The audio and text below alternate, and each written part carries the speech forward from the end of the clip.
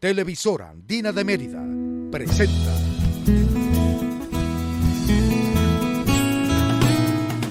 Buenos días.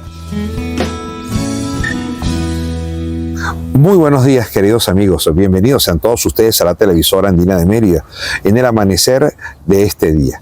Nos encontramos en la sede del Instituto Nacional de Parques, quien se encuentra al lado precisamente del Ministerio de Ecosocialismo, y nos encontramos con Toro Arcoiris Belisario.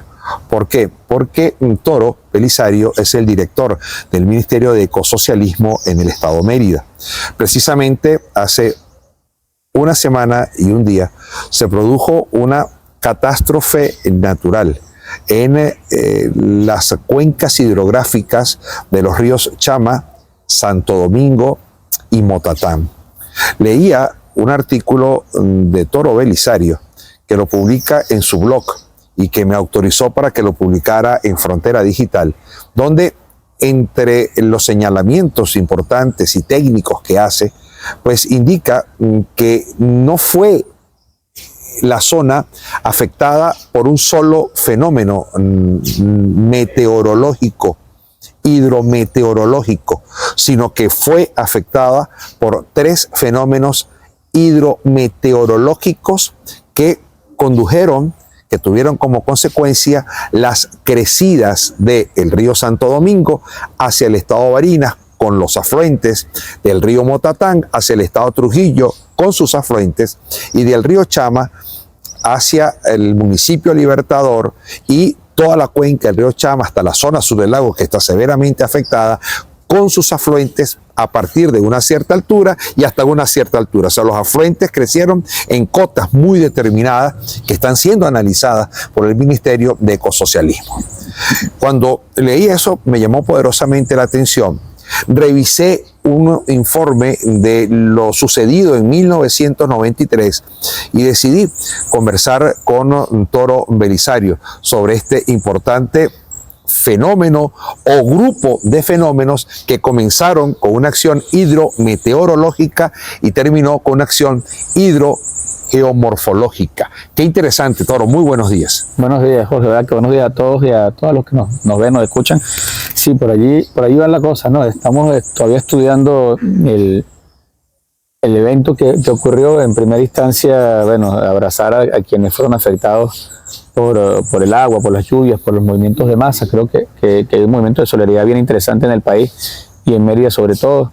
Hay que saberlo entender, comprender para apoyarlo y también para regular algunas cosas, ¿no? Creo que es bien importante eso. Allí te atajo, tú hablabas de catástrofe natural. Yo creo que no es una catástrofe natural, no, es una cotidianidad natural que a los ojos de nosotros que somos tan pequeñitos en el tiempo, 30 años de recurrencia es muchísimo para nosotros, pero para la naturaleza es natural, es normal. Entonces, no es una catástrofe para la naturaleza, es más una catástrofe para los humanos, sobre todo, que es uno de los puntos que hablábamos en el artículo, sobre todo para los humanos que hacemos ocupación de territorio dentro de las áreas de movilidad natural del río, de las áreas de ocupación del río, donde el río va, viene, en esta cotidianidad de siglos, y que, bueno, para nosotros, como nuestra vida corta es tan chiquita, tenemos diría una compañera, tenemos la buena suerte de verla solo 2 veces en nuestras vidas, porque cada 30 años esas recurrencias no son tan comunes, cada 100 años en algunos eventos.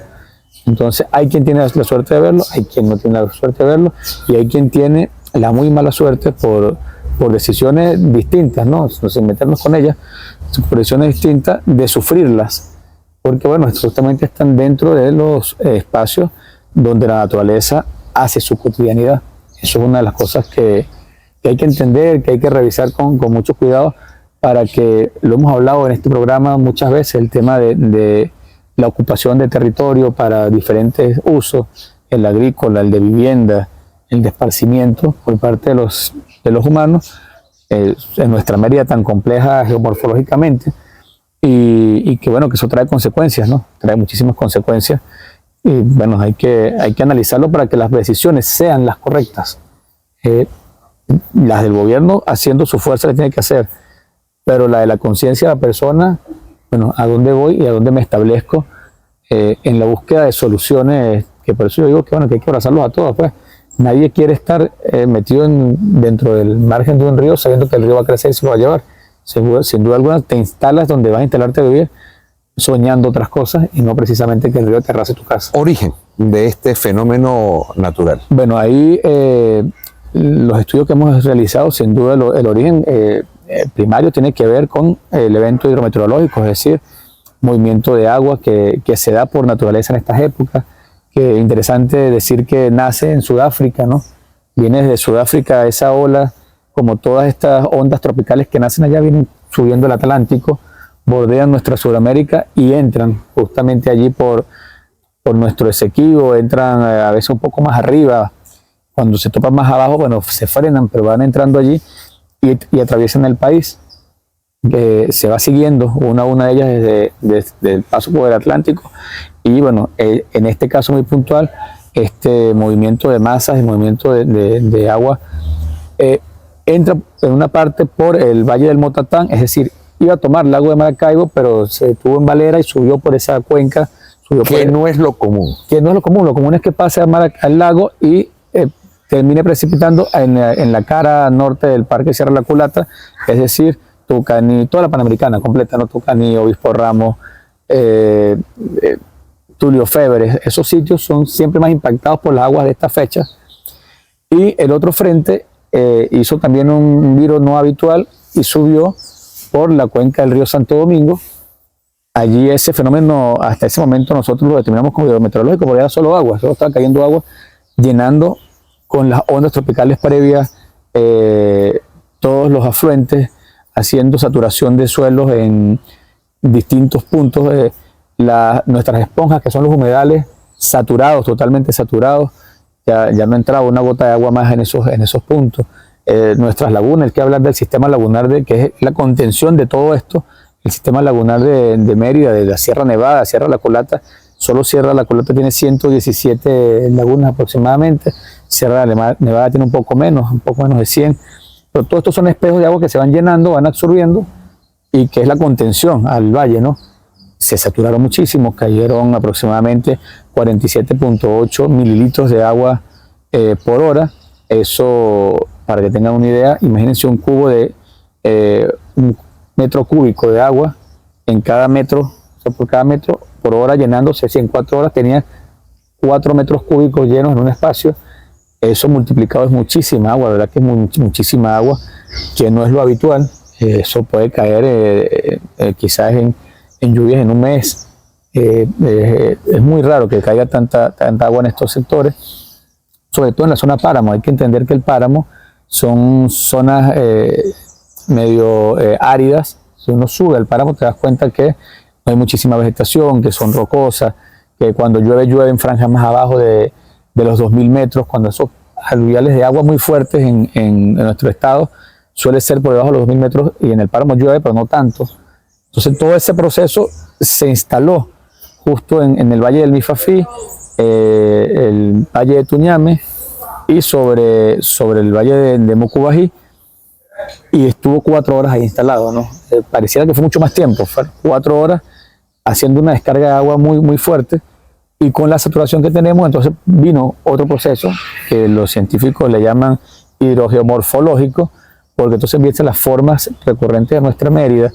Ahí hay pendientes que son sobre los 45 grados, muy, muy inclinadas, y empieza una especie de dominó cuando cae una roca, cuando cae un árbol, cuando se desprende un espacio de masa muy, muy grande que está saturado de agua abajo, y empieza un arrastre. Y eso sin duda, bueno, tiene una incidencia muy fuerte. Insisto en lo que le decía al principio, de que la cotidianidad de la naturaleza es que eso pase. Solo que como estamos instalados dentro del espacio de inundación, dentro del espacio de arrastre del río, entonces vemos a estas 90 familias que son agricultores, que tenían cultivos en las zonas de ocupación del río, que les llegó todo, y como en esos márgenes, ya aguas abajo, sí debería haber vegetación, debería haber algunas especies como el bambú, como la caña, árboles, bosques de galería en algunos espacios, que son la contención de todo esto. No había nada, entonces el evento se nos convierte en un evento socionatural, porque bueno, está la sociedad instalada en estos espacios y empieza el arrastre no solo de cultivos, sino que empezamos a ver casas, empezamos a ver la vialidad que estaba ahí y que hay que puntualizarlo y hay que ser responsable en esto también. Hay que ver que es un trabajo importante de seguimiento y control al movimiento del río en torno a nuestras vialidades, en torno a nuestros puentes.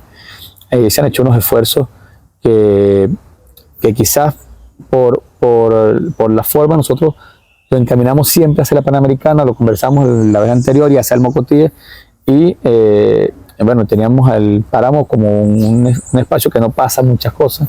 Nos acordábamos la recurrencia esta de los 30 años del Chama o de los 100 años del Chama, que no es de gratis los nombres de los espacios, ¿no? Ahí está Río Negro, hay un sitio más arriba aparte de eso llamado Río Negro, por alguna razón no es de gratis que se llame así. Nube de Agua tampoco es gratis que se llame Nube de Agua por donde es gratis, ¿no? Es un sitio donde se instalan, ¿no? Son como espacios muy particulares donde los eventos hidrometeorológicos se instalan y pasa todo esto. Ahora, dos preguntas rápidas en este momento. Uno, se habla de vaguada. ¿Es vaguada? Todo lo que pasa es vaguada. No todo lo que pasa es vaguada, pero bueno, es el coloquio, ¿no? Claro, pero técnica, o sea, no es una vaguada, no es una vaguada. ¿Qué es entonces? Es justamente una hidrometeorológica, una gran lluvia estacionaria ahí. No es vaguada. No es una vaguada. Porque todo lo que sucede, cuando un trueno, un rayo, claro, llovió, es una vaguada. Ayer me preguntaba una periodista, me decía, ¿cómo le decimos coloquialmente para que la gente entienda? Porque eso de hidrometeorológico yo ni sé pronunciarlo. Yo le voy a decir vaguada. O sea, ya está instalado en el imaginario. No. No es una vaguada. Es igual que el tema de la Troncal 1. La Troncal 1 no es la que va por Barinas y por Mérida. Esa es la local 001. Exacto. La que sale en la raya, en los límites del estado de Mérida con el estado de Barinas hasta Apartadero y se une a la Troncal 7. Es así. Entonces, pero ahora, ¿cómo le explica uno al imaginario popular que no es Troncal 1, sino local 1? Claro. Entonces, no es vaguada, en primer lugar. En segundo lugar, se culpa mucho, y algunos voceros con los que hemos conversado y a quienes hemos entrevistado, han señalado directamente a un problema de deforestación, a un problema de que el Ministerio del Ambiente no está atento a las poligonales para la siembra, no está atento a las autorizaciones, que es culpa del agricultor. ¿Hasta dónde eso es verdad y hasta dónde eso no es verdad? Mira, ahí hay que dividir el evento completo, ¿no? Porque usted lo dividió en tres grandes sectores. Estamos viendo el evento solo arriba, como si eso hubiese pasado todo en el Valle Mifafí. No, pasó a lo largo de la cuenca. Es un evento que trastoca aproximadamente 5 unidades ecológicas, así lo llamamos nosotros, que tienen que ver con los pisos altitudinales. Entonces tenemos la del Bolsón Seco abajo en Sucre, por ejemplo, que tocó muy fuerte. Luego viene afectó el anís nuevamente, que poco se ha hablado de la afectación de la galería filtrantes del anís. Quizás la más importante en tema de agua de todo lo que ocurrió. Claro, arrastró nuevamente, segunda vez consecutiva. No soy el técnico especialista en el tema del agua, pero es que el técnico especialista en agua no da declaraciones. Donde lo vimos, sin duda esa es la más compleja de todas por el sector. Luego viene la de bosque semicaducifolio, que es donde estamos nosotros instalados, desde Ejido para acá, hasta los 1800 metros aproximadamente. Luego tenemos una selva nublada, luego viene Páramo y arriba ya la zona de Neval, pues son varias unidades ecológicas. Y entonces ahí nosotros decimos que en esa zona Neval y en esa parte Páramo no hay culpa humana en eso, ¿no? No hay forma que nosotros digamos el evento arrancó porque alguien tumbó un árbol. Ahí no hay árboles. Sobre los 3.500 metros de altura tenemos las grandes esponjas que hablamos ahora, tenemos la gran laguna, los humedales. Quizás tengamos algunos espacios con ocupación agrícola, pero en líneas generales el merideño, el campesino merideño, a pesar de que yo siempre soy un crítico fuerte del tema de la frontera agrícola, respeta el Parque Nacional, está allí instalado con ciertas condiciones, pero las condiciones no daban para que este evento fuera por culpa de una deforestación. No hay forma de que fuera así. Ahora, cuando pasamos a la otra franja, a la unidad ecológica de la selva nublada, ahí sí podríamos decir que hay impacto del ser humano, insisto, en el tema de los bosques de galerías que fueron talados, insisto, en espacios que han sido ocupados por el humano para actividades agrícolas. Hubo las denuncias de ese arrase a esos bosques de galería. En el caso de las cuencas de las cuales estamos hablando ahorita, para no tocar no, yo creo que no tenemos memoria histórica nosotros para haber visto ese evento. Son actividades que fueron muy, muy lejanas en el tiempo, quizá 200 años, donde se instalaron los primeros pobladores de la zona, empezaron a hacer en el valle, en ese valle que está allí, a hacer sus actividades. Y hoy para nosotros era una cotidianidad ver pasar por el páramo. Yo puedo hablar de toda mi vida pasando por esa carretera y viendo en sitios que se vinieron a campesinos haciendo sus actividades agrícolas. Fue una cotidianidad que después, cuando nosotros ajustamos las normativas, empezamos a revisar poligonales, empezamos a ver cosas, decimos están dentro de la zona de influencia del río, pero incluso con las normativas anteriores estaban retirados de las zonas protectoras del río. O sea, cuando estábamos a 30 metros, el tipo tenía, o la campesina tenía su zona de resguardo sin problema. Hoy hablamos de 300 metros de áreas de inundación, que en el caso de Mérida es muy complejo decirlo porque, bueno, nuestros ríos son uno tan pegado al otro que se solapan las zonas protectoras, ¿no? Entonces, 80 metros de áreas de amortiguamiento, de las zonas críticas del río, de los espacios de dominio público. Ya la gente estaba allí. En ese caso arriba, yo insisto, el de las áreas arriba, en esa unidad ecológica que tiene que ver con páramo, que tiene que ver con el bosque, la selva tropical, selva húmeda. Allí hay una ocupación de mucho tiempo. Cuando bajamos un poco más y nos instalamos en esta semicaucifolia del Libertador, de Campo Elías, parte de Santo Marquina, ahí sí creo que nosotros tenemos una responsabilidad en cuanto a haber visto crecimientos de urbanismo al margen del río. En los últimos 40 años se han visto cómo hemos crecido. Brisas del Río yo creo que es un ejemplo que ilustra mucho sin duda, lo que usted está señalando, ¿no? Sin es duda, una invasión la cuenca del Chama que creció, cómo ha crecido, ¿no? Sí, y fue arrasada. Ojo, en algún momento hacíamos un programa de televisión en Brisas del Río y sentíamos el agua del Chama, claro, pasó por encima del tobillo. Son instalaciones que se han ido haciendo de diversas maneras, ¿no? Unas permisadas. Tenemos sitios en Santos Marquinas que habían tenido permisos de las instituciones, y tenemos otras que han crecido con el desorden del crecimiento natural de las poblaciones en el mundo. No, eso no es una cosa de Venezuela, hay que aclararlo, ni de Mérida. Es que las poblaciones se asientan en los márgenes de los ríos por cuestiones naturales y de comodidad. Y bueno, siempre nosotros con esta cosa de que no nos va a pasar nada, vamos instalándonos allí. Vamos un momento a los compromisos comerciales, pero a la vuelta quiero que sigamos en este interesante análisis. ¿Por qué? Porque en la primera parte, el director del Ministerio de Ecosocialismo en el Estado de Mérida ha señalado cosas que son muy interesantes y que rompen un poco con los señalamientos que han sido habituales en la última semana, quizás de manera irresponsable, quizás de manera responsable, como sea. Cada quien es responsable de lo que dice, obviamente. En primer lugar, hay 3 instantes en este fenómeno recientemente ocurrido. Un instante hidrometeorológico provocado por un inusual movimiento de masas que provienen de zonas calientes a zonas frías.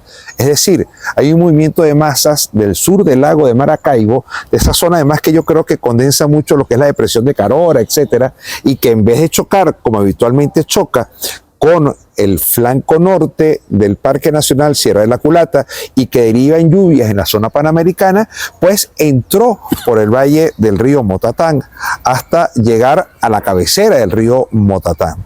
En segundo lugar, algo similar se produce en el caso del sistema hidrológico del río Santo Domingo, pues no es habitual que este movimiento de masas suba por esa zona y subió por esa zona.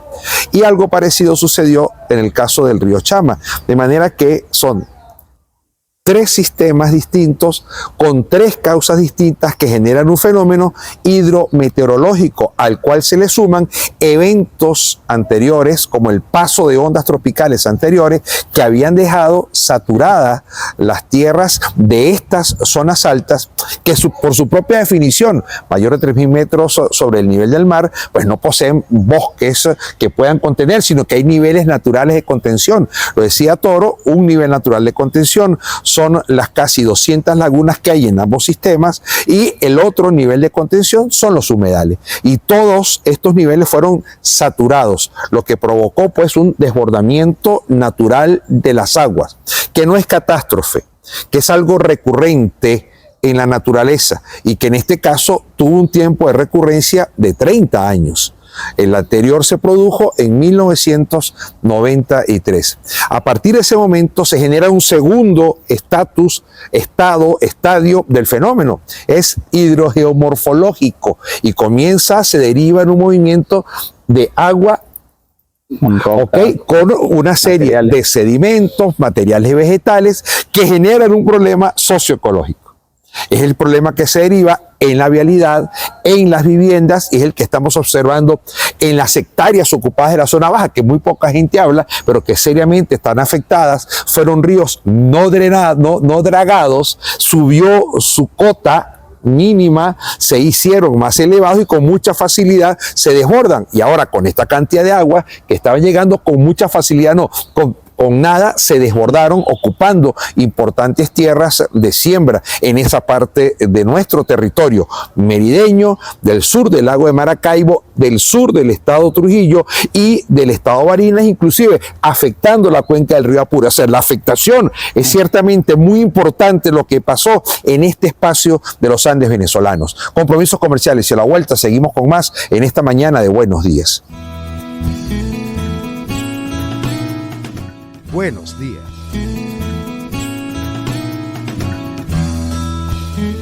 Seguimos con más en esta mañana de Buenos Días por la televisora Andina de Mérida. Seguimos hablando con Toro Belisario, quien es director del Ministerio de Ecosocialismo aquí en el estado de Mérida.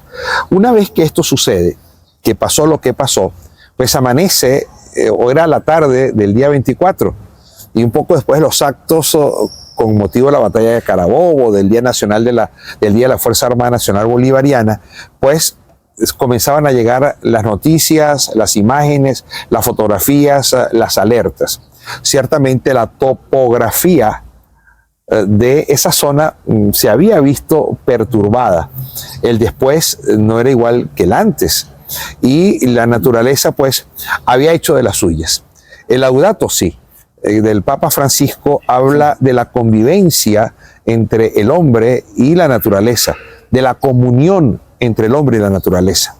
Si algo en Venezuela está bien clara es la legislación en materia de ambiente y en materia de ecosocialismo precisamente, aunque no se aplique, pero existe la legislación. Y somos signatarios de importantes documentos y de importantes protocolos sobre materia ambiental en el mundo.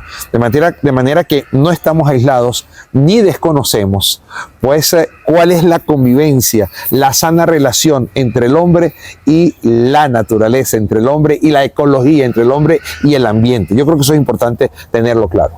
Sí, sin duda. Hay una legislación marcada. Yo siempre, bueno, lo comentábamos en diversos espacios, que aquí hay niveles de responsabilidades, ¿no? En términos de la ocupación de territorio, la responsabilidad del gobierno de ser más firme en esto, mucho más firme. También la responsabilidad comunal de entender que tus vecinos están a veces ocupando espacios que no son, y la individual de la conciencia que marca, todos sabemos por derecho positivo, o sea, porque ahí está marcado, escrito en la ley, o por el derecho divino que nuestros ancestros nos han legado, de que el río siempre vuelve a su causa, ¿no? Entonces eso está marcado, nosotros lo tenemos bien claro. Sin embargo, bueno, yo destaco de este evento muy particular del 24, que se ha instalado una cultura de riesgo en el estado bien importante. Creo que el trabajo de tanto la gente de protección civil como bomberos, los muchachos de manejo de emergencia, el Observatorio de Crisis Climática, que andan haciendo mapas de riesgo, en todas estas comunidades se ha ido avanzando en mapas de riesgo, en mapas de emergencia en caso de salida, de evacuaciones, y en rescato que bueno, no hay un solo muerto en el evento, no hay un solo desaparecido. Eso no es casualidad. Eso no es una casualidad. A pesar de que la gente dice, fue en el día y la gente salió corriendo, yo creo que la gente sí salió corriendo, sin duda, porque vio la crecida, pero sabía a dónde salir corriendo, sabía a dónde acudir. Los organismos de seguridad atendieron. Mira, yo la anécdota del compañero Luis Lobo Sívoli, el director de la Protección Civil del Estado, para mí es fundamental para entender el sistema de atención de la emergencia. Estábamos en el acto del 24, en pleno acto del 24, y yo vi cómo se levantó, le dice algo al gobernador y se retira. Me pareció bien importante y consulté. Me dice, no, es que está pasando algo. Tenemos el sistema Aurora, que es la Aurora, todo nuestro sistema de alerta temprana de captación de los eventos, distintos eventos hidrometeorológicos, pues el viento, el agua, alertando que hay muchísima agua en el sitio y que va a pasar algo. Entonces, se va del evento y pregunté para dónde va. Me dijo, no, para Santo Domingo, iba a Pueblo Llano. En Pueblo Llano está pasando algo. Tenemos otro nivel de información que son nuestros jefes de calle, nuestras jefes de comunidad. Yo tomo el teléfono en pleno acto y empiezo a hacer la consulta a nuestros voceros de consejos comunales en materia de ecosocialismo, ¿cómo está? Y todos dicen, no, está normal. Si hay una lluviecita, pero no ha pasado nada todavía. Y les digo, bueno, el jefe de protección civil va para allá. Atentos a lo que pasa y me van informando. Ya la comunidad, con esta alerta, con protección civil en el sitio, con nosotros alertando, empezó a entender que iba a ocurrir algo. Bueno, eso funcionó así, y fíjese usted, es la primera persona que nos hace referencia a el funcionamiento del sistema Aurora, que es un sistema de alerta temprana que está ubicado en distintos sectores del estado y que el objetivo es precisamente hacer una alerta temprana para, con la estructura social, con el poder popular, lograr entonces hacer las movilidades y las movilizaciones necesarias que han conllevado, en este caso, a salvar vidas. Claro. No hubo un muerto, no hubo un herido, gracias a Dios, en este hecho que se vivió el pasado día 24. Es que incluso la respuesta de maquinaria, tú dices, al día siguiente estaban ya las máquinas activas, había todo un complejo de elementos que están funcionando en este Porque instante. había un protocolo de la Fuerza de Tarea Murachí. Eso es justamente lo que hay que explicar. Claro, o sea, claro. Entonces, ¿qué pasa? Fíjese que yo se lo comentaba un poco antes. Nadie ha informado que hay un sistema de alerta temprano que es el sistema Aurora, que está instalado en todo el estado y que Mérida es estado piloto del sistema de alerta temprano. 2, que una vez que se activan las alarmas del sistema de alerta temprano, que en un programa con Luis Lobo Sívoli, precisamente aquí en la televisora andina de Mérida, nos explicaba qué significa ese sistema de alerta temprana, se generaba a partir de ese momento unas alertas, unas llamadas de atención. ¿A quién? Al poder popular, que está representado en jefes de calle, en jefes de comunidad y en unidades Bolívar Chávez, que no solamente ponen el gas, que no solamente saben quién necesita los sartán, que no solamente saben quién requiere un CLAP, sino que además tiene funciones precisamente de movilidad social en casos de emergencia y que forma parte de un protocolo que se activa en el estado de Mérida, que fue creado por el gobernador Jason Guzmán, que es la Fuerza de Tarea Murachí. Y esa Fuerza de Tarea Murachí tiene todo un protocolo que ha permitido que se active todo un sistema de atención inmediata, que es el choque, el que genera la primera respuesta, el que se lleva el primer impacto al evento natural que estaba en suceso. Mira, eso nadie lo explicó. A nosotros nos preguntaban que por qué no estábamos allá el día. No, ¿por qué no subiste? ¿Y por qué no estás? Porque el protocolo me dice, yo no tengo nada que hacer en la primera instancia. El protocolo es atención de emergencia, sacar a la gente, socorrer en lo inmediato. Después el protocolo me dice atención de líneas vitales, los equipos de servicios públicos levantando. Vean cosas importantes que quizás no se han marcado con mucha fuerza. La electricidad a las 24 horas la teníamos en el 80% de la zona afectada. Y a las 24 horas está abierta la Troncal 7 en La Vega de las González. Claro, si tú ves las experiencias del Mocotí, duramos 5 días para levantar la electricidad. O más. El restablecimiento del servicio de agua potable fue también en las De 40 aguas hervidas, que la a las gente no entiende que es 48 tan horas. importante. A las 48 horas ya teníamos resuelto el problema no en su totalidad, sino en 80, 90%. Hoy todavía quedan algunas poblaciones que necesitan ser atendidas en términos del acueducto, pero con cisternas en el sitio. Ya había toda una preparación previa. Por eso te digo que no es de gratis que el evento haya ocurrido y no tengamos muertos, no tengamos desaparecidos, que la gente hoy esté en sus espacios ya con transitabilidad compleja, pues porque requiere ahora sí de una ingeniería más detallada. Hoy están los muchachos haciendo georreferenciación, haciendo los estudios geológicos. Eso es lo que está haciendo el MINEC en este momento. Eso es lo que estamos haciendo nosotros y bueno, y estudiando el evento para aprender también un poco, ¿no? Nosotros, el gobernador Arnaldo nos pidió que hiciéramos el levantamiento de las grandes soluciones estructurales de esto para el futuro, para pensar en los próximos 100 años de todo esto, esta vialidad, de los puentes, de los espacios. Y bueno, empezamos ya a plantear, lo hablamos ayer con el cuerpo de ingenieros nuestro hidráulicos, el tema de las obras de contención hidráulica del Chama. Me explicaban que bueno, el Chama es un río con tanta potencia y con tanto movimiento que dentro del cauce del Chama no se pueden hacer obras de este tipo. Sin embargo, los controles de torrentes, es decir, de todos los tributarios que van al Chama, Sí se pueden ahí controlar. podemos hacer cosas. Hay sitios donde tenemos controles de torrente que hay que hacerle mantenimiento. El caso de la Astillera, por ejemplo. La Astillera hay un acá control de torrentes. En el Chama. En la Pedregosa hay un control de torrentes. Pedregosa, control de torrente. En la vía, en la troncal 7, entre La Victoria, el municipio de Antonio Pinto Salinas, el municipio de Tovar, hay algunas quebradas que tienen control del evento de Tovar del 2006, 7 por ahí. 7, ahí se hicieron obras muy importantes que están instaladas. Ahora, hacia el páramo, tenemos muy pocas obras de controles de torrente de los tributarios. Eso, bueno, es lo que hay que proyectar ahora. Estamos justamente en eso.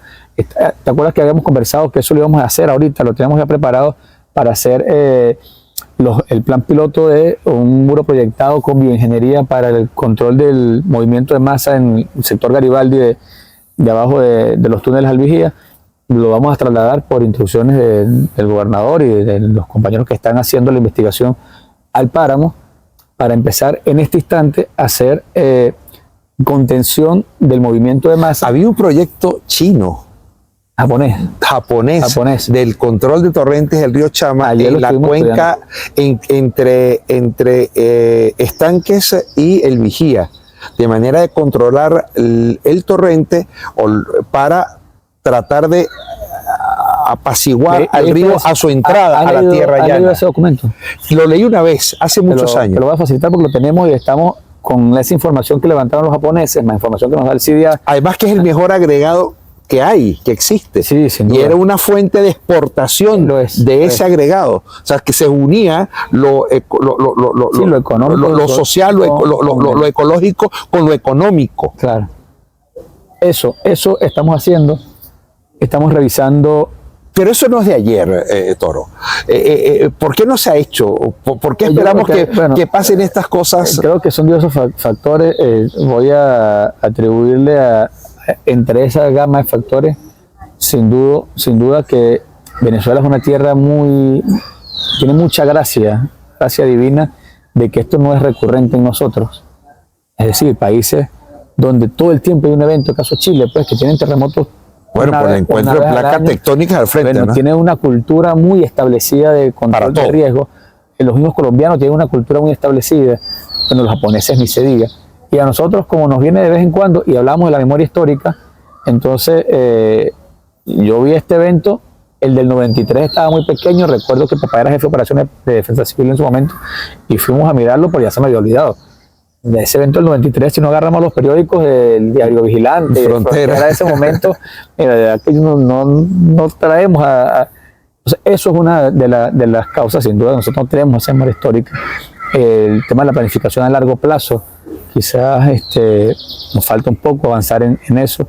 Luego se conjuga tema recursos, luego se conjuga tema prioridades, y bueno, todo deviene en que no se hizo un trabajo que ha estado proyectado desde hace muchos años, porque si uno piensa en la carretera Santo Domingo-Barinas, ¿cuántos años hemos tenido nosotros escuchando proyectos allí de grandes viaductos, de ampliaciones de la vía, de que hay que hacer los controles. Bueno, el presidente anunció históricamente no se ha hecho. El lunes una inversión importante para la carretera Trasandina en el marco de los 100 años que se cumplen ahora de su inauguración. Y hablaba específicamente de la troncal 007, que en el caso del Estado Mérida parte en los límites del Estado Mérida con el Estado Trujillo, allá en el municipio de Miranda, y termina en los límites del municipio de Rivas Dávila con el municipio de Jauregui del Estado Táchira. Entonces, allí se habló de una importante inversión. Y también se ha hablado en este momento, cosa que a mí me ha sorprendido, debo confesarlo públicamente, 25 frentes de trabajo que están abiertos, la llegada de las estructuras para lo que vulgarmente se llaman puentes de guerra, que fueron 16 puentes abatidos, literalmente arrastrados por las aguas, 25 puentes afectados, ¿ok? En 16 vías de comunicación. Fue el primer parte en materia de infraestructura de lo que se conoció hace un poco más de una semana. Sí, sin duda. Bueno, allá hay ya unos voceros más especializados en términos de lo que se está haciendo en los trabajos de infraestructura. Hay un apoyo del presidente gigantesco, no se puede ocultar lo que está pasando con la atención del gobierno nacional a todo el evento completo, cómo se vuelca también el gobierno regional y las municipalidades. Hay que hablar que hay municipalidades que están haciendo su esfuerzo en la medida de lo que pueden atender, y que bueno, que el presidente nos dio esa bonita sorpresa de rehabilitar la vía completa. Nos decía el ministro Márquez en una reunión que bueno, hay que tener la mejor carretera ahora de altura de toda Sudamérica.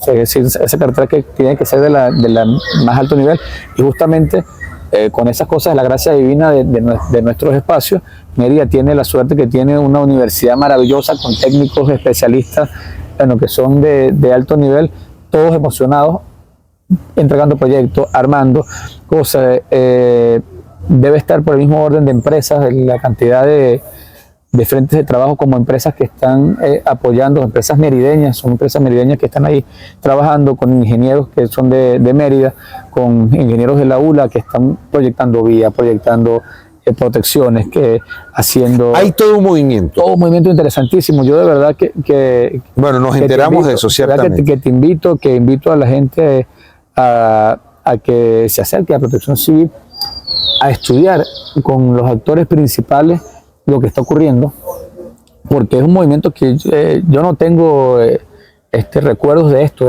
con esta magnitud, ¿no?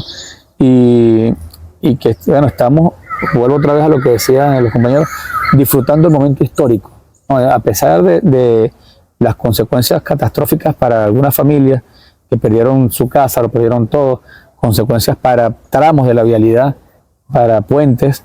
Bueno, la reconstrucción siempre tiene un sabor bonito. ¿Se siente el Ministerio de Ecosocialismo con el dedo acusador encima? ¿Ustedes son los culpables? No, para nada. Yo creo que este es un evento que, bueno, arropa cualquier planificación que pueda tener alguien. Lo que ocurre, el Ministerio ha hecho el trabajo a lo largo de los años. Un ministerio que nació en los años 70, haciendo su trabajo. Si el ministerio no hubiese hecho su trabajo a tiempo, no tendríamos dos grandes parques nacionales haciendo contención. Entender que la zona de amortiguación del Parque Sierra Nevada, Sierra La Culata, forman parte de esa contención. Quizás la agricultura estaría más arriba y ahí sí habría deforestación en esa zona. Y a lo largo de los años el ministerio ha venido haciendo su trabajo, haciendo correcciones, haciendo lo que le corresponde como ente rector en la materia. Y bueno, sin duda lo que ocurrió en esta oportunidad tiene que ver más con eventos o con variables no controladas por nosotros. Extrapolando este evento, valdría la pena en este momento pensar un poco en las restantes cuencas que conforman el Estado Mérida, en las cuencas de la zona panamericana, por cierto, que están severamente intervenidas. Te voy a regalar un mapa por el hombre. Te voy a regalar un mapa, te lo voy a enviar. Hicimos un estudio antes del evento, mucho antes del evento. Hemos estado evaluando los 4.332 afluentes de agua del estado. 4.332 afluentes, uno de número para la biblioteca. Unos permanentes, otros intermitentes. Pero que tienen sus cuencas propias. Claro, los estamos evaluando. Allí hay un dato bonito de esto de estudiar el tema hídrico. La cuenca es la cuenca del lago, es la gran cuenca, la cuenca del lago. Luego lo demás son subcuencas. Entonces uno habla de la subcuenca del Chama, la subcuenca del Santo Domingo, y bueno, y así cada uno, la del Torondó es una subcuenca. Pero son sistemas hidrográficos claro, propios, de cada subcuenca tiene un sistema. Con sus propias venas, ¿no? Y con eso, tienes que ver el mapa porque es muy bonito verlo, parecen las arterias viales del humano cuando hacen ese mapa sin piel, esa fotografía. Es muy bonito ver cómo se interconecta el estado en. Pero en son subcuencas que están severamente intervenidas. A mí me sigue preocupando mucho las subcuencas de la zona panamericana que están intervenidas porque ahí sí hay tala, bueno, ahí sí hay deforestación y siento que no hay mucho control. Te cuento porque el último estudio del Instituto Forestal Latinoamericano de este año debe estar por publicarse próximamente. Lo estuvimos hojeando hace muy poco para el proyecto de restauración de paisajes andinos que se está realizando. Nos dio una buena noticia, es que justo en zona panamericana nosotros teníamos el perfil del área con mayor afectación en deforestación y hemos recuperado cobertura verde, es decir, que se ha ido revirtiendo por el tránsito de la agricultura de productos como la piña, productos que necesitan mucha conexión con el sol, a productos como el café y como el cacao, que nos ha ido fortaleciendo la cobertura allá, donde tenemos una debilidad y hay que tomar acciones inmediatas en el municipio de Antonio Pinto Salinas, donde el tránsito hacia la agricultura de café bajo exposición solar está haciendo de las suyas en materia de deforestación.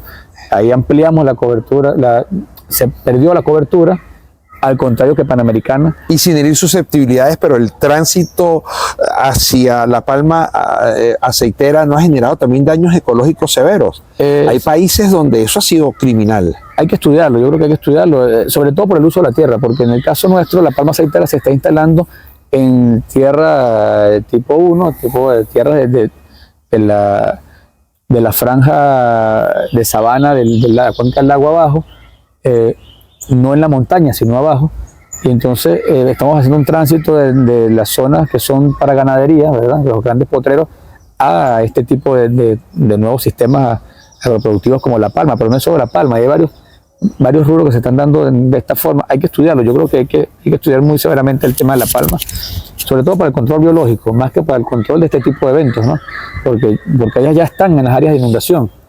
La palma en este instante está en la área de inundación. ¿Qué hay que evitar? No, que la palma suba a la montaña. Eso es una cosa que nosotros sin duda tenemos que evitar. Tenemos que ordenar ese crecimiento de la palma aceitera, que viene una carrera feroz, una locomotora que pareciera indetenible.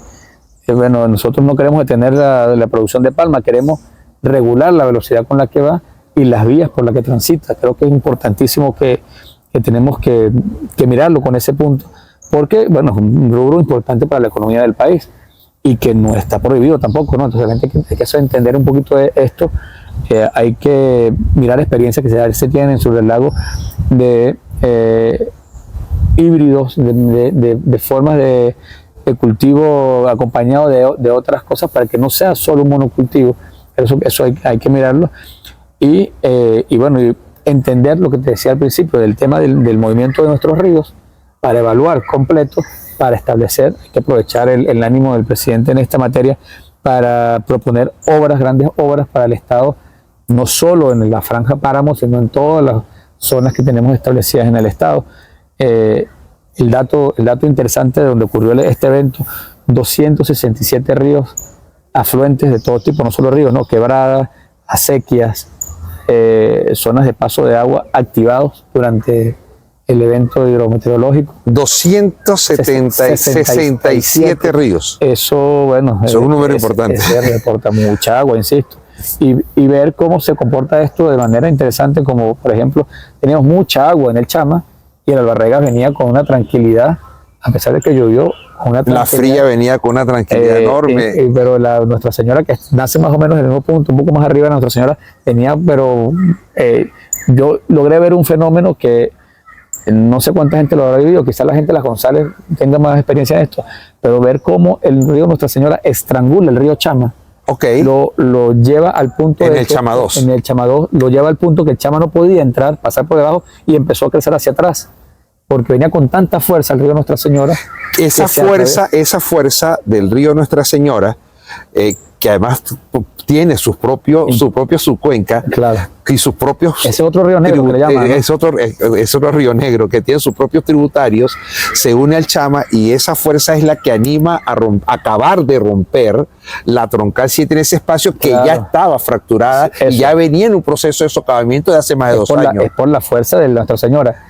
Pero por el descuido también, eso sin duda. Eso allí tiene que ver con falta de mantenimiento del espacio. Falta de mantenimiento ahí, en ese sector. Esa acción que estrangula el río Chama, que me parece, yo uso la palabra loquísimo, ¿no? Pero tan extraordinario saber que el río Chama, que es nuestro río con más fuerza, nadie se le mete al Chama así como así, fue estrangulado, y ver cómo el río crece. Porque además se ven los colores, la diferencia de colores. Es el que le da el golpe al sector de los higuerones, porque empieza a crecer hacia atrás. Entonces empieza a acumularse, a hacer una retención. Y golpea. Y era una batalla entre el Chama y uno de imprudente parado frente al puente mirando. Se nos acaba el tiempo. Rápidamente una pregunta. Rápida la pregunta y la respuesta le agradezco que sea rápida. Después del barro, ¿qué? Yo le preguntaba a un amigo mío, funcionario público, después del barro, ¿qué? Yo le preguntaba, ¿qué haces? Estoy sacando barro. Ajá. ¿Y después del barro, qué? El renacer del páramo de Mérida, sin duda. Estamos convencidos. Ya vimos que hay el plan para la recuperación de toda la vialidad. Ese plan viene con el plan de restauración ecológica, que ya hoy lo vamos a presentar oficialmente al equipo de gobierno, sí, para que se evalúe y se apruebe el plan de restauración que contempla 67.5 kilómetros de toda la margen del río Chama en todos sus puntos, que contempla las obras de infraestructura en la de torrente, que contempla las restauraciones biológicas, que contempla la recuperación de los bosques de galería, y donde tiene que ser una avanzada no solo del Ministerio de Ecosocialismo, sino de todas las comunidades, porque nosotros solitos no vamos a poder recuperar esas áreas. Necesitamos que se venga todo el mundo pues a esta bonita acción de recuperar esa cuenca que es la vida de Mérida. Gracias, Toro. A ti, hermano, por invitarme. Súper bien la conversa en la mañana de hoy. Ustedes, muchísimas gracias por la atención. Nosotros seguimos profundizando en este tema. Hay algo que yo debo decir por obligación. Cuando pasan este tipo de eventos, hay una preocupación en las líneas vitales que forma parte de protocolos que se han instaurado, de protocolos que existen. Nadie actúa libremente, sino actúan bajo protocolos. Decía Toro, pues, ¿y usted qué hace aquí? Bueno, es que el protocolo dice que yo no tengo nada que hacer en otro sitio que no sea aquí. Llegará el momento en que me toque actuar según el protocolo. Ese protocolo forma parte de una fuerza de tareas que se instaló en Mérida para este tipo de eventos, que es la Fuerza de Tareas Murachí. Y la Fuerza de Tareas Murachí obtiene una información primaria del sistema Aurora, que es un sistema de alerta temprana. Y ese sistema Aurora es bien importante. No hay un muerto, no hay un herido, porque gracias a Dios no hay un muerto y un gran herido. Primero Dios, indiscutible. Pero en segundo lugar, porque funcionó la alerta temprana. Y la alerta temprana funciona para alertar a una red social que funciona, como decía hace rato, no en términos peyorativos, en términos pragmáticos. No solamente para el gas, no solamente para los sartanes, no solamente para el CLAP, sino para labores de emergencia, como funcionó en este momento en las zonas afectadas donde se prendió la alerta temprana. Esto no se dice. Y yo creo que esto es el ADN de Mérida, porque Mérida tiene un ADN para este tipo de eventos que lo ha conducido a generar este tipo de protocolos que han dado respuesta y que dan respuesta. A partir de ahí, un gran apoyo del gobierno nacional, sui generis en el caso de Mérida, yo debo decirlo de manera particular. Esto no se vio en Tovar, ni se vio en el Corozo, ni se vio en la Panamericana, donde hay alguna deuda todavía en materia de infraestructura. Se está viendo en este instante. Y debo señalar que pese a que Aguas de Mérida no brinda ninguna información, y lo digo a título personal, es importante colocarle la lupa por segunda vez en un tiempo de recurrencia muy breve los daños ocurridos en el llano del Anís. La primera vez fue por la crecida de una quebrada que no existe, quebrada seca. Y ahora que arrastró junto al Chama todo un sistema de galería filtrante que le da el agua al llano del Anís, parroquia Chiguará del municipio de Sucre. Quedó totalmente deteriorado, acabado, abatido y arrastrado el sistema de captación y de potabilización de agua para esa comunidad.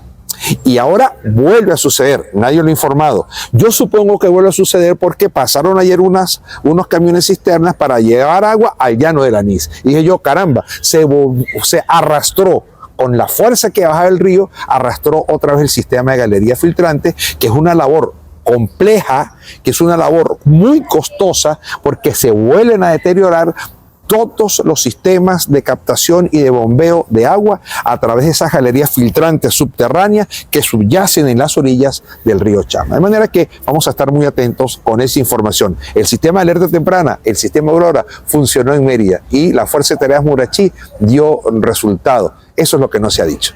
Muchísimas gracias por su atención. Televisora Andina de Mérida presentó